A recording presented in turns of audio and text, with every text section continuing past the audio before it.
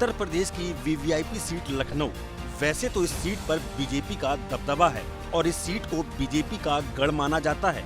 फिलहाल यहां से बीजेपी से रक्षा मंत्री राजनाथ सिंह मौजूदा सांसद हैं, लेकिन पिछले कुछ समय में यहां पश्चिमी और मध्य सीटों पर लोगों के सियासी रुख में बदलाव देखने को मिला है।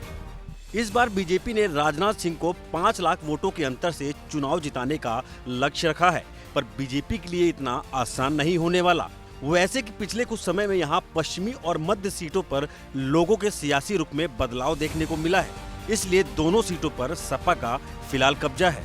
लखनऊ पश्चिम विधानसभा सीट की बात करें तो साल 1989 से 2007 तक लगातार इस सीट पर बीजेपी का कब्जा रहा।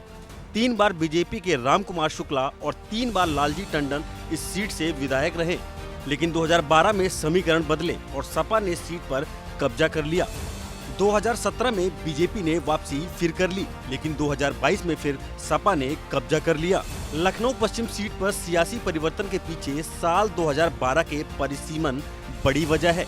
इस तरह लखनऊ सेंट्रल सीट पर भी बीजेपी के वर्चस्व में सपा सेंध लगाती दिखी। लखनऊ सेंट्रल सीट की बात करें तो इस सीट पर भी साल 1989 से 2007 तक बीजेपी का कब्जा रहा, लेकिन परिसीमन के बाद यहां भी 2012 में सपा के रविदास मेहरोत्रा विधायक बने। फिर 2017 में बीजेपी ने सीट पर वापसी की, लेकिन 2022 में फिर सपा सीट हथियाने में कामयाब रही।